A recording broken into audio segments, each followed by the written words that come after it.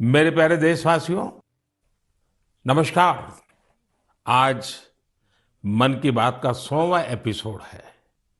मुझे आप सबकी हजारों चिट्ठियां मिली हैं, लाखों संदेश मिले हैं और मैंने कोशिश की है कि ज्यादा से ज्यादा चिट्ठियों को पढ़ पाऊं, देख पाऊं, संदेशों को जरा समझने की कोशिश करूं। आपके पत्र पढ़ते हुए कई बार मैं भावुक हुआ, भावनाओं से भर गया, भावनाओं में बह गया और खुद को फिर संभाल भी लिया। आपने मुझे मन की बात के 100वें एपिसोड पर बधाई दी है, लेकिन मैं सच्चे दिल से कहता हूं, दरअसल बधाई के पात्र तो आप सभी मन की बात के श्रोता हैं, हमारे देशवासी हैं। मन की बात कोटि कोटि भारतीयों के मन की बात है, उनकी भावनाओं का प्रकटीकरण है। साथियों, 3 अक्टूबर 2014 विजयादशमी का वो पर्व था और हम सब ने मिलकर विजयादशमी के दिन मन की बात की यात्रा शुरू की थी। विजयादशमी यानी बुराई पर अच्छाई की जीत का पर्व। मन की बात भी देशवासियों की अच्छाइयों का, सकारात्मकता का एक अनोखा पर्व बन गया है। एक ऐसा पर्व जो हर महीने आता है, जिसका इंतजार हम सभी को होता है। हम इसमें पॉजिटिविटी को सेलिब्रेट करते हैं, हम इसमें पीपल्स पार्टिसिपेशन को भी सेलिब्रेट करते हैं। कई बार यकीन नहीं होता कि मन की बात को इतने महीने और इतने साल गुजर गए। हर एपिसोड अपने आप में खास रहा। हर बार नए उदाहरणों की नवीनता, हर बार देशवासियों की नई सफलताओं का विस्तार। मन की बात में पूरे देश के कोने कोने से लोग जुड़े, हर आयु वर्ग के लोग जुड़े। बेटी बचाओ बेटी पढ़ाओ की बात हो, स्वच्छ भारत आंदोलन हो, खादी के प्रति प्रेम हो या प्रकृति की बात, आजादी का अमृत महोत्सव हो या फिर अमृत सरोवर की बात। मन की बात जिस विषय से जुड़ा वो जन आंदोलन बन गया और आप लोगों ने बना दिया। जब मैंने तत्कालीन अमेरिकी राष्ट्रपति बराक ओबामा के साथ साझा मन की बात की थी, तो इसकी चर्चा पूरे विश्व में हुई थी। साथियों, मन की बात मेरे लिए तो दूसरों के गुणों की पूजा करने की तरह ही रहा है। मेरे एक मार्गदर्शक थे, श्री लक्ष्मण राव जी इनामदार। हम उनको वकील साहब कहा करते थे। वो हमेशा कहते थे कि हमें दूसरों के गुणों की पूजा करनी चाहिए। सामने कोई भी हो, आपके साथ का हो, आपका विरोधी हो, हमें उसके अच्छे गुणों को जानने का, उनसे सीखने का प्रयास करना चाहिए। उनकी इस बात ने मुझे हमेशा प्रेरणा दी है। मन की बात दूसरों के गुणों से सीखने का बहुत बड़ा माध्यम बन गई है। मेरे प्यारे देशवासियों, इस कार्यक्रम ने मुझे कभी भी आपसे दूर नहीं होने दिया। मुझे याद है, जब मैं गुजरात का मुख्यमंत्री था तो वहां सामान्य जन से मिलना जुलना स्वाभाविक रूप से हो ही जाता था। मुख्यमंत्री का कामकाज और कार्यकाल ऐसा ही होता है, मिलने जुलने के अवसर बहुत मिलते रहते हैं। लेकिन 2014 में दिल्ली आने के बाद मैंने पाया कि यहाँ का जीवन तो बहुत ही अलग है। काम का स्वरूप अलग, दायित्व अलग, स्थितियां परिस्थितियों के बंधन, सुरक्षा का तामझाम, समय की सीमा। शुरुआती दिनों में कुछ अलग महसूस करता था, खाली खाली सा महसूस करता था। पचासों साल पहले मैंने अपना घर इसलिए नहीं छोड़ा था कि एक दिन अपने ही देश के लोगों से संपर्क ही मुश्किल हो जाएगा। जो देशवासी मेरा सब कुछ है, मैं उनसे ही कट करके जी नहीं सकता था। मन की बात ने मुझे इस चुनौती का समाधान दिया, सामान्य मानवी से जुड़ने का रास्ता दिया। पदभार और प्रोटोकॉल व्यवस्था तक ही सीमित रहा और जनभाव कोटि कोटि जनों के साथ मेरे भाव विश्व का अटूट अंग बन गया। हर महीने मैं देश के लोगों के हजारों संदेशों को पढ़ता हूं। हर महीने में देशवासियों के एक से एक अद्भुत स्वरूप के दर्शन करता हूं। मैं देशवासियों के तप त्याग की पराकाष्ठा को देखता हूं, महसूस करता हूं। मुझे लगता ही नहीं है कि मैं आपसे थोड़ा भी दूर हूं। मेरे लिए मन की बात ये एक कार्यक्रम नहीं है। मेरे लिए एक आस्था, पूजा, व्रत है। जैसे लोग ईश्वर की पूजा करने जाते हैं तो प्रसाद की थाल लाते हैं, मेरे लिए मन की बात ईश्वर रूपी जनता जनार्दन के चरणों में प्रसाद की थाल की तरह है। मन की बात मेरे मन की आध्यात्मिक यात्रा बन गया है। मन की बात स्व से समष्टि की यात्रा है। मन की बात अहम से वयम की यात्रा है।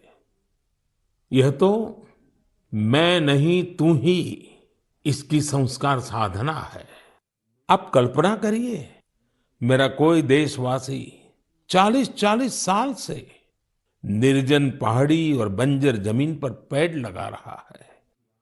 कितने ही लोग 30-30 साल से जल संरक्षण के लिए बावड़ियां और तालाब बना रहे हैं, उसकी साफ सफाई कर रहे हैं। कोई 25-30 साल से निर्धन बच्चों को पढ़ा रहा है, कोई गरीबों की इलाज में मदद कर रहा है। कितनी ही बार मन की बात में इनका जिक्र करते हुए मैं भावुक हो गया हूं। आकाशवाणी के साथियों को कितनी ही बार इसे फिर से रिकॉर्ड करना पड़ा है। आज पिछला कितना ही कुछ आंखों के सामने आए जा रहा है। देशवासियों के इन प्रयासों ने मुझे लगातार खुद को खपाने की प्रेरणा दी है। साथियों, मन की बात में जिन लोगों का हम जिक्र करते हैं, वे सब हमारे हीरोज हैं, जिन्होंने इस कार्यक्रम को जीवंत बनाया है। आज जब हम 100वें एपिसोड के पड़ाव पर पहुंचे हैं, तो मेरी ये भी इच्छा है कि हम एक बार फिर इन सारे हीरोज के पास जाकर उनकी यात्रा के बारे में जानें। आज हम कुछ साथियों से बात भी करने की कोशिश करेंगे। मेरे साथ जुड़ रहे हैं हरियाणा के भाई सुनील जगलान जी। सुनील जगलान जी का मेरे मन पर इतना प्रभाव इसलिए पड़ा क्योंकि हरियाणा में जेंडर रेशियो पर काफी चर्चा होती थी और मैंने भी बेटी बचाओ बेटी पढ़ाओ का अभियान हरियाणा से ही शुरू किया था। और इसी बीच जब सुनील जी के सेल्फी विद डॉटर कैंपेन पर मेरी नजर पड़ी तो मुझे बहुत अच्छा लगा। मैंने भी उनसे सीखा और इसे मन की बात में शामिल किया। देखते ही देखते सेल्फी विद डॉटर एक ग्लोबल कैंपेन में बदल गया और इसमें मुद्दा सेल्फी नहीं थी, टेक्नोलॉजी नहीं थी। इसमें डॉटर को, बेटी को प्रमुखता दी गई थी। जीवन में बेटी का स्थान कितना बड़ा होता है, इस अभियान से यह भी प्रकट हुआ। ऐसे ही अनेकों प्रयासों का परिणाम है कि आज हरियाणा में जेंडर रेशियो में सुधार आया है। आइए आज सुनील जी से ही कुछ गप मार लेते हैं। नमस्कार सुनील जी। नमस्कार सर। मेरी खुशी बहुत बढ़ गई है सर आपकी आवाज सुनकर। Sunil ji, selfie with daughter हर किसी को याद है। अब जब इसकी फिर चर्चा हो रही है तो आपको कैसा लग रहा है? प्रधानमंत्री जी, ये असल में आपने जो हमारे प्रदेश हरियाणा से पानीपत की चौथी लड़ाई बेटियों के चेहरे पे मुस्कुराहट लाने के लिए शुरू की थी, जिसे आपके नेतृत्व में पूरे देश ने जीतने की कोशिश की है, तो वाकई ये मेरे लिए और हर बेटी के पिता और बेटियों को चाहने वालों के लिए बहुत बड़ी बात है। सुनील जी, अब आपकी बिटिया कैसी है? आजकल क्या कर रही है? जी, मेरी बेटियां नंदनी और याचिका है। एक 7th क्लास में पढ़ रही है, एक 4th क्लास में पढ़ रही है और आपकी बड़ी प्रशंसक हैं। आपकी उन्होंने आपके लिए थैंक यू प्राइम मिनिस्टर करके अपनी क्लासमेट्स जो हैं लेटर भी लिखवाए थे असल में।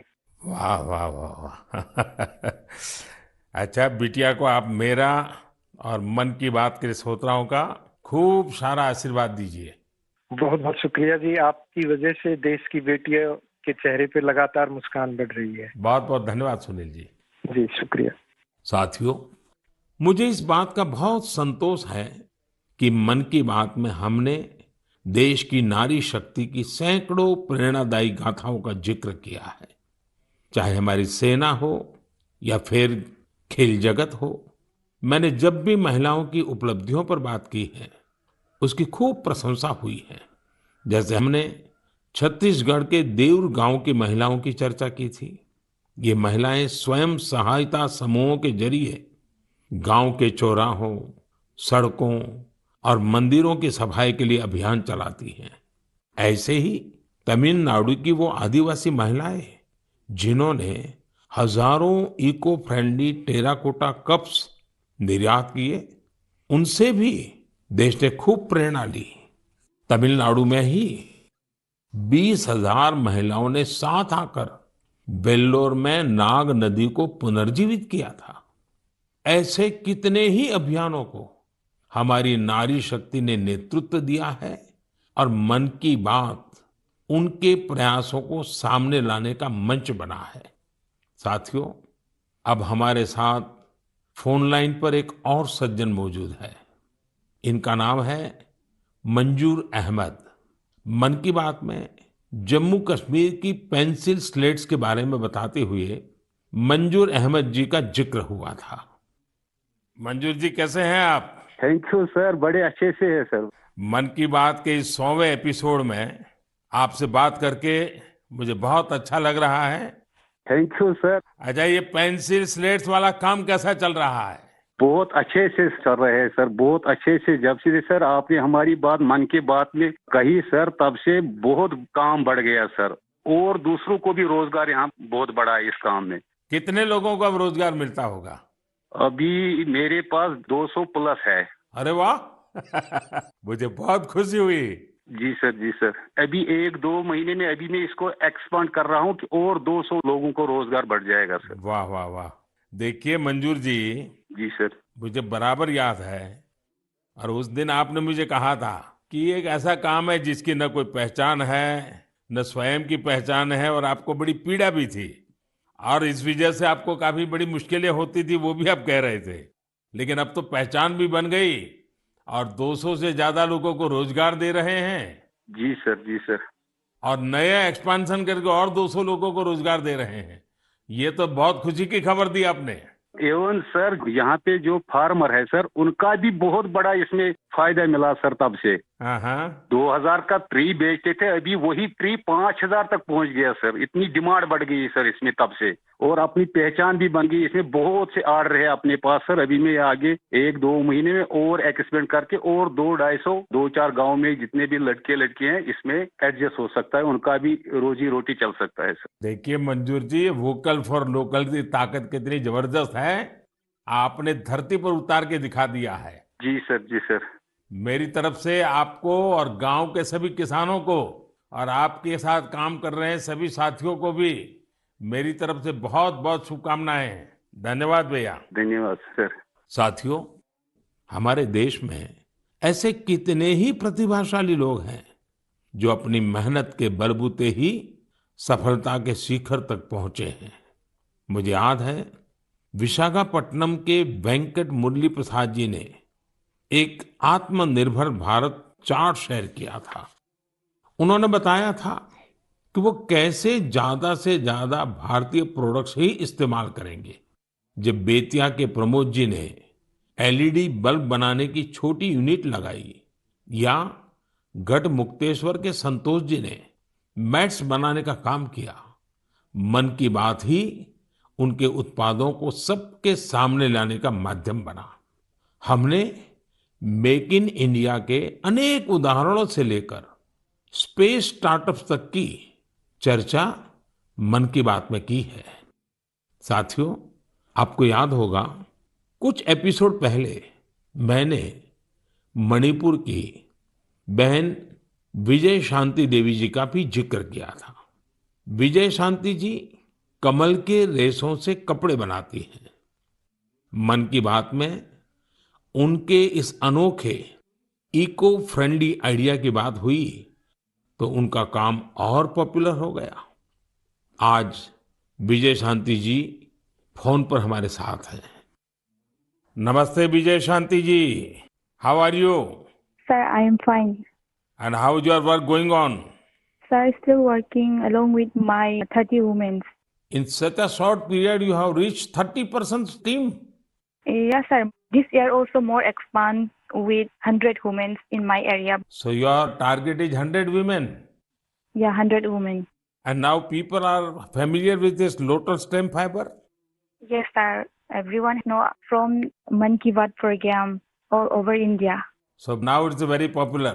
Yes, sir. From Prime Minister Man Ki Baat program, everyone knows about the lotus fiber.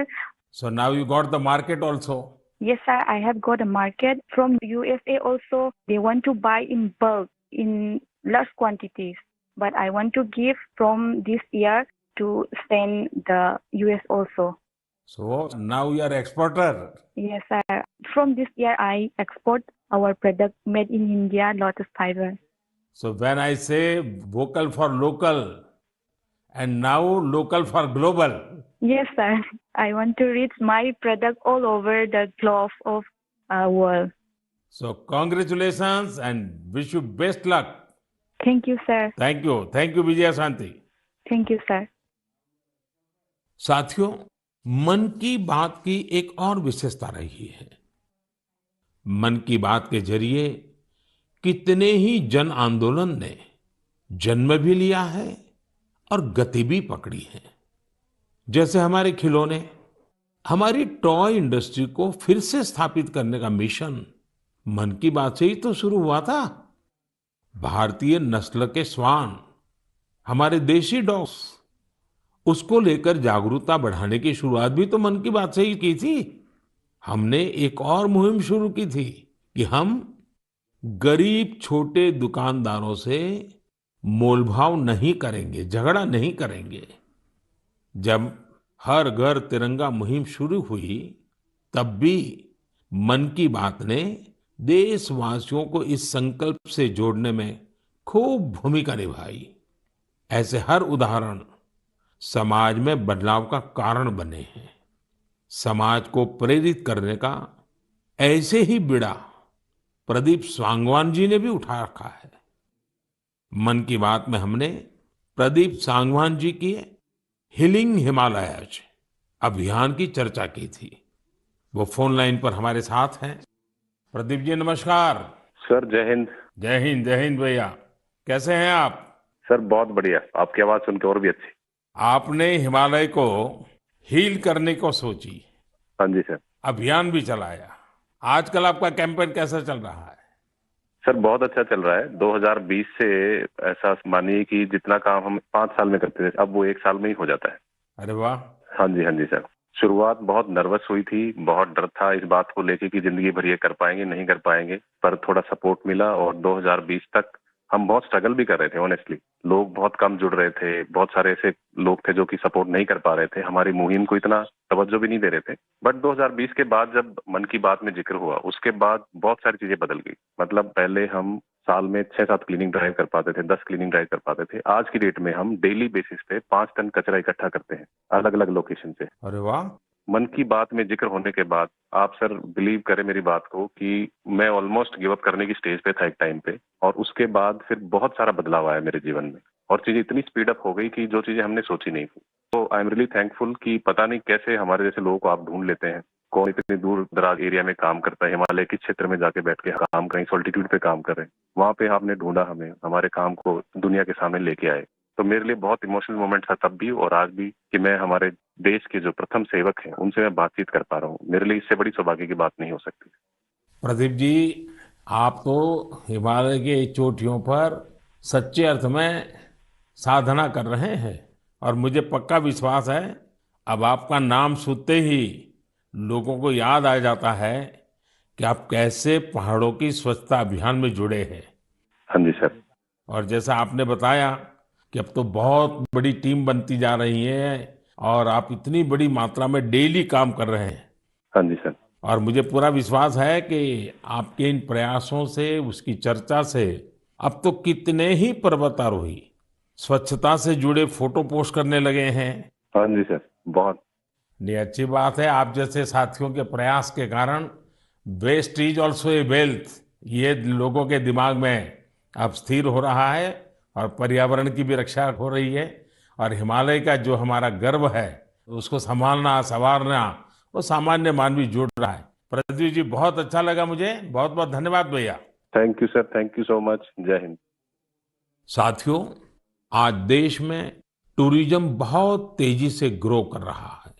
हमारे ये प्राकृतिक संसाधन हो, नदियां, पहाड़, तालाब या फिर हमारे तीर्थ स्थल हो, उन्हें साफ रखना बहुत जरूरी है।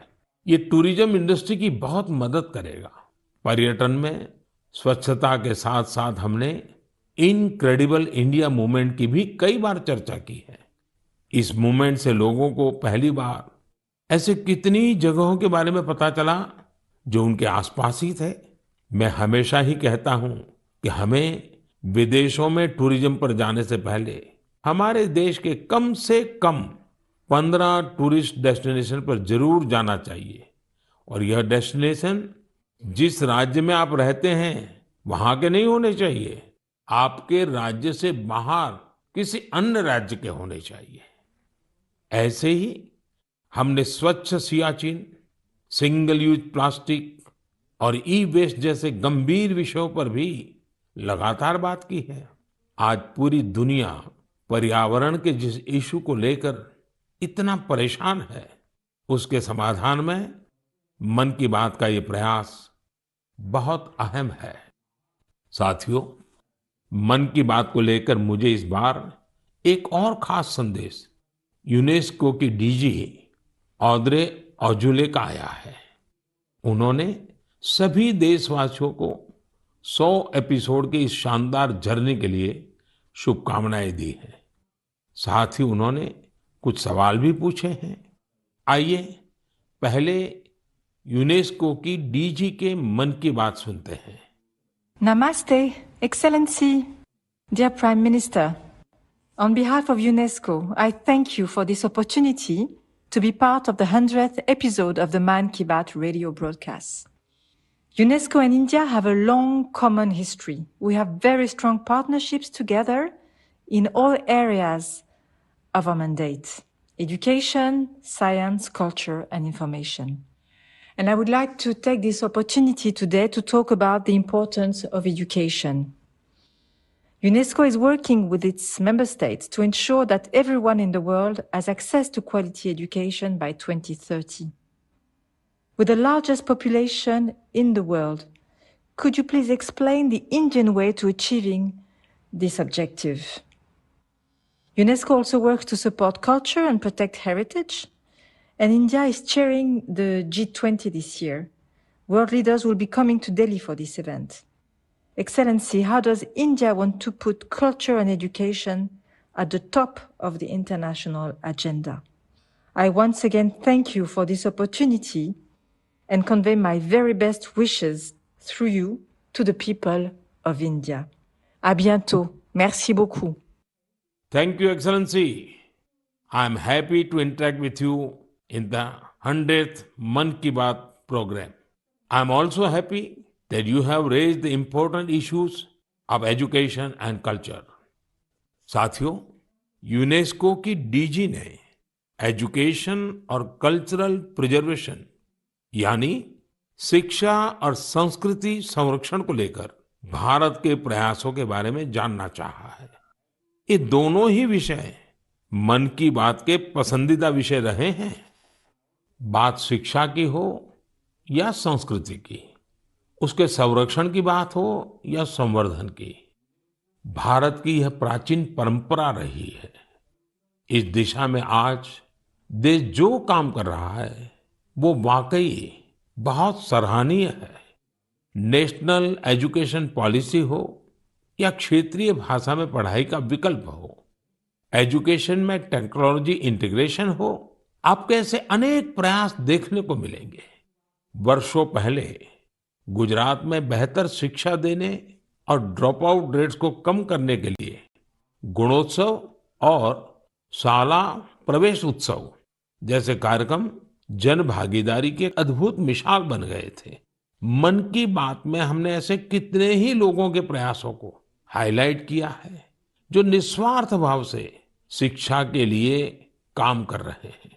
आपको याद होगा, एक बार हमने ओडिशा में ठेले पर चाय बेचने वाले स्वर्गीय डी प्रकाश राव जी के बारे में चर्चा की थी, जो गरीब बच्चों को पढ़ाने के मिशन में लगे हुए थे। झारखंड के गांवों में डिजिटल लाइब्रेरी चलाने वाले संजय कश्यप जी हो, कोविड के दौरान ई लर्निंग के जरिए कई बच्चों की मदद करने वाली हेमलता एनके जी हो, ऐसे अनेक शिक्षकों के उदाहरण हमने मन की बात में लिए हैं। हमने कल्चरल प्रिजर्वेशन के प्रयासों को भी मन की बात में लगातार जगह दी है। लक्षद्वीप का कुम्मेल ब्रदर्स चैलेंजर्स क्लब हो या कर्नाटका के क्वेमश्री जी कला चेतना जैसे मंच हो, देश के कोने कोने से लोगों ने मुझे चिट्ठी लेकर ऐसे उदाहरण भेजे। हमने उन 3 कॉम्पिटिशन्स को लेकर भी बात की थी जो देशभक्ति पर गीत, लोरी और रंगोली से जुड़े थे। आपको ध्यान होगा, एक बार हमने देश भर के स्टोरी टेलर्स से स्टोरी टेलिंग के माध्यम से शिक्षा की भारतीय विधाओं पर चर्चा की थी। मेरा अटूट विश्वास है कि सामूहिक प्रयास से बड़ा बदलाव लाया जा सकता है। इस साल हम जहां आजादी के अमृतकाल में आगे बढ़ रहे हैं, वहीं G20 की अध्यक्षता भी कर रहे हैं। यह भी एक वजह है कि एजुकेशन के साथ साथ डाइवर्स ग्लोबल कल्चर्स को समृद्ध करने के लिए हमारा संकल्प और मजबूत हुआ है। मेरे प्यारे देशवासियों, हमारे उपनिषदों का एक मंत्र सदियों से हमारे मानस को प्रेरणा देता आया है, चरैवेति चरैवेति चरैवेति। चलते रहो, चलते रहो, चलते रहो। आज हम इसी चरैवेति चरैवेति की भावना के साथ मन की बात का 100वां एपिसोड पूरा कर रहे हैं। भारत के सामाजिक ताने बाने को मजबूती देने में मन की बात किसी भी माला के धागे की तरह है जो हर मनके को जोड़े रखता है।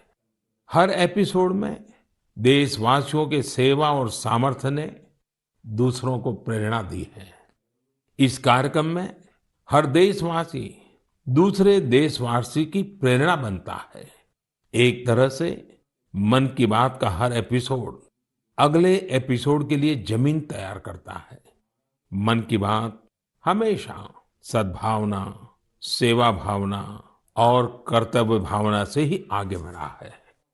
आजादी के अमृत काल में यही पॉजिटिविटी देश को आगे ले जाएगी, नई ऊंचाई पर ले जाएगी। और मुझे खुशी है कि मन की बात से जो शुरुआत हुई वो आज देश की नई परंपरा भी बन रही है। एक ऐसी परंपरा जिसमें हमें सबका प्रयास की भावना के दर्शन होते हैं। साथियों, मैं आज आकाशवाणी के साथियों को भी धन्यवाद दूंगा जो बहुत धैर्य के साथ इस पूरे कार्यक्रम को रिकॉर्ड करते हैं। वो ट्रांसलेटर्स जो बहुत ही कम समय में बहुत तेजी के साथ मन की बात का विभिन्न क्षेत्रीय भाषाओं में अनुवाद करते हैं, मैं उनका भी आभारी हूं। मैं दूरदर्शन के और माय गॉव के साथियों को भी धन्यवाद देता हूं। देश भर के टीवी चैनल्स, इलेक्ट्रॉनिक मीडिया के लोग जो मन की बात को बिना कॉमर्शियल ब्रेक के दिखाते हैं, उन सभी का मैं आभार व्यक्त करता हूं। और आखिरी में मैं उनका भी आभार व्यक्त करूंगा जो मन की बात की कमान संभाले हुए हैं, भारत के लोग, भारत में आस्था रखने वाले लोग। ये सब कुछ आपकी प्रेरणा और ताकत से ही संभव हो पाया है।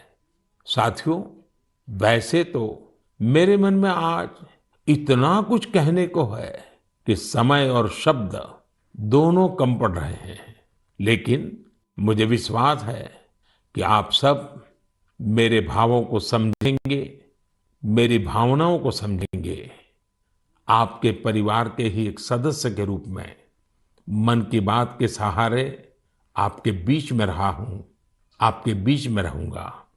अगले महीने हम एक बार फिर मिलेंगे, फिर से नए विषयों और नई जानकारियों के साथ देशवासियों की सफलताओं को सेलिब्रेट करेंगे। तब तक के लिए मुझे विदा दीजिए और अपना और अपनों का खूब ख्याल रखिए। बहुत बहुत धन्यवाद। नमस्कार। आकाशवाणी और दूरदर्शन के सभी चैनलों पर प्रधानमंत्री जी के मन की बात के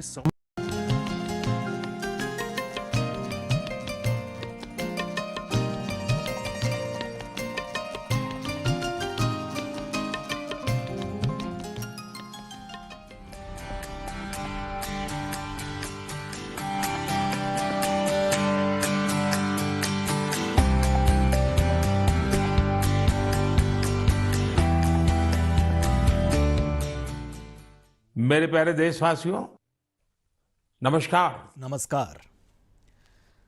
આજે મનની વાતનો 100મો એપિસોડ છે। મને આપ સૌ તરફથી હજારો પત્રો મળ્યા છે, લાખો સંદેશા મળ્યા છે અને મેં પ્રયાસ કર્યો છે કે વધુમાં વધુ પત્રો હું વાંચી શકું, જોઈ શકું, સંદેશાઓને જરા સમજવાની કોશિશ કરું।